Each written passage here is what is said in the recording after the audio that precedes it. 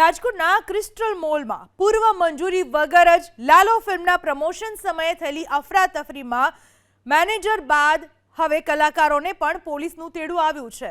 રાજકોટમાં વગર મંજૂરીએ લાલો ફિલ્મના પ્રમોશનનો કેસ, મોલના મેનેજર બાદ કલાકારોને પણ પોલીસનું તેડું। ક્રિસ્ટલ મોલમાં હાજર સ્ટારકાસ્ટ, પ્રોડ્યુસર, ડાયરેક્ટરને તેડું। નિવેદન નોંધાવવા પોલીસે ટેલિફોનિક જાણ કરી આપી નોટિસ। જો નિવેદન સંતોષકારક નહીં હોય તો કલાકારો સામે પણ નોંધાઈ શકે છે ફરિયાદ। મંગળવારે ક્રિસ્ટલ મોલમાં પ્રમોશન દરમિયાન સર્જાયો હતો અફરાતફરીનો માહોલ। અગાઉ ક્રિસ્ટલ મોલના મેનેજર વિરુદ્ધ નોંધાયો હતો ગુનો।